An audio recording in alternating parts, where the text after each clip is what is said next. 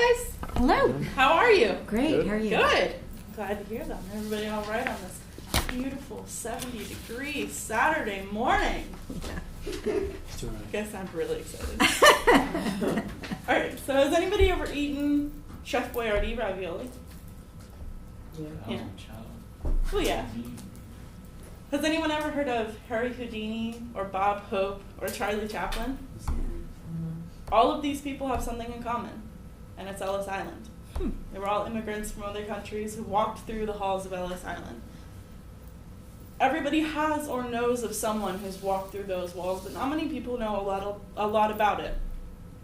Ellis Island, I'm going to tell you a little bit about Ellis Island's history, the people who walked through it, Angel Island, Ellis Island's sister island, and its legacy.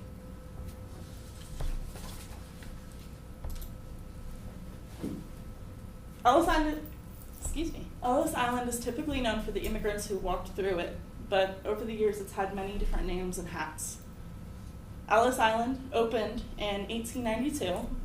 It serviced 12 million, maybe more, of the world's weary passengers.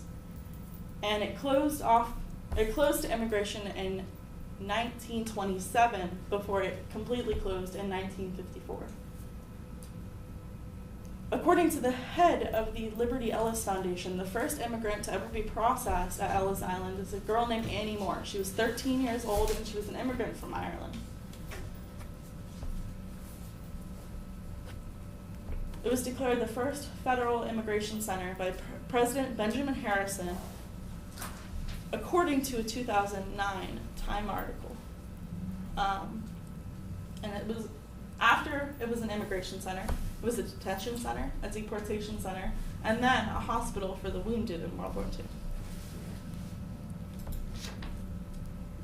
A couple people who walked through those walls were JFK's own grandparents. JFK, when he was a senator, said, "Every American who has ever lived, with the exception of one group, was either an immigrant themselves or is a descendant of them." Joseph Pulitzer, whose namesake was the inspiration for the Pulitzer Prize, who dedicated his life to journalism, was an immigrant who came through Ellis Island. Sorry. Yeah, I gotta quit the slide. Irving Berlin where was he from? Oh, he was a Russian immigrant who came through Ellis Island. He wrote God Bless America. He also wrote White Christmas, which everybody knows. Also, St. Francis Cabrini came through Ellis Island with orders from the Pope to help Italian immigrants who came to America, which she did by starting orphanages and soup kitchens and churches. America would be drastically different if over 12 million people who came were no longer here, because we wouldn't have such a rich culture. Ellis Island also has a sister island, Angel Island, which is on the west coast. It processed immigrants from China and Japan, the Pacific Islands, Australia, and South America. Most people in Angel Island were fleeing either poverty or famine or Nazi rule.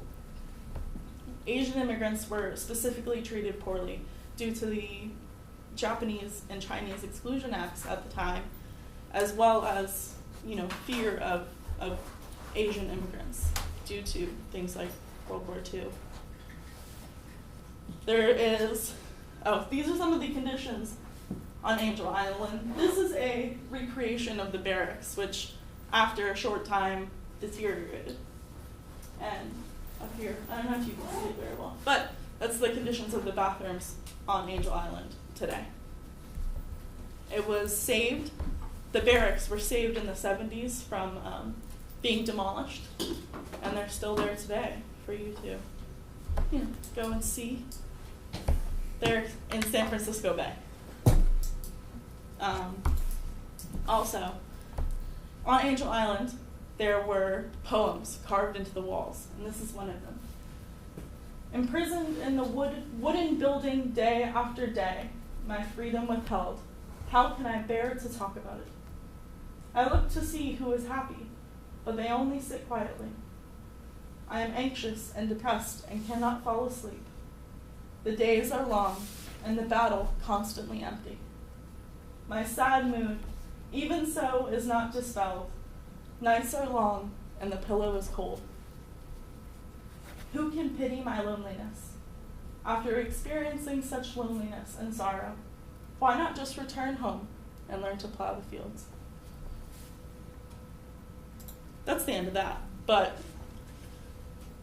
Ellis Island is a national landmark, and without it, America would be drastically different. And Ellis Island helped to influence American culture with different foods and musics and art. It was renovated in the 1980s, and you can go see it today where it stands in New York Bay Harbor. Ellis Island was a beacon of hope for every man, woman, and child who wanted a piece of the American dream, and stands today, ageless in Upper New York Bay, as a reminder of that dream, even 127 years later. Thank you.